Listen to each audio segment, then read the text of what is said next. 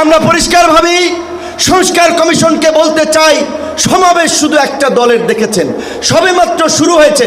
ইসলামী আন্দোলন আজকে করেছে, 19 তারিখ জামাত করবে, তারপরে গণ অধিকার পরিষদ করবে।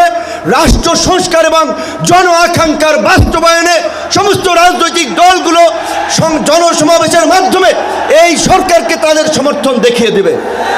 তাই আমরা বলতে চাই, কোনো দু একটি দলের উপরে ভিত্তি করে, দু একটি দলের কথায় সংস্কারের নকশায় পরিবর্তন আনা যাবে না। আমি সংস্কার কমিশনে বলেছিলাম, দেশ স্বাধীনের পরে ডক্টর কামাল হোসেনরা বলেছিল, আমাদের নেতা শেখ মুজিব, আমরা তো তাকে দেখে সংবিধান নির্মাণ করেছিলাম, রচনা করেছিলাম, তাকে এম্পাওয়ার করার জন্য। আজকে সংস্কার কমিশনকে বারবার আমরা বলতে চাই, দু একটি দলকে প্রাধান্য দিয়ে বেশিরভাগ জনগণের আকাঙ্ক্ষার বিপরীতে গিয়ে কোনো সিদ্ধান্ত বাস্তবায়নের দুঃসাহস দেখাবেন না। আনুপাতিক হারে নির্বাচন হলে সমস্যাটা কি? কোনো সমস্যা নাই। প্রধানমন্ত্রীর মেয়াদ 10 বছরের বেশি না থাকলে সমস্যা কি?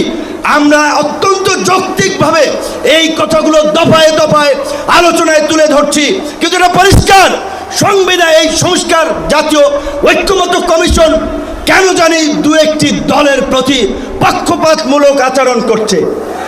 এই পিয়ার পদ্ধতি তাদের এজেন্ডায় বাদ দিয়ে তারা ঘুরাই দিল।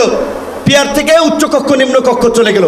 উচ্চকক্ষ নিম্নকক্ষ হবে নাকি সমগ্র নির্বাচন পিয়ারের ভিত্তিতে হবে, সেটি রাজনৈতিকভাবে আগে ঐক্যমতে পৌঁছাতে হবে। একই সাথে আমি আরও একটি কথা বলতে চাই, যারা পীর সাহেব সহ জামাতের নেতৃবৃন্দ তারাও বলছে, আমরাও বলছি, আজকে সারা বাংলাদেশের উপজেলা, পৌরসভা, সিটি কর্পোরেশনে স্থানীয় জনপ্রতিনিধি নাই। জনগণ চরম দুর্ভোগের শিকার হচ্ছে সেবা পেতে গিয়ে।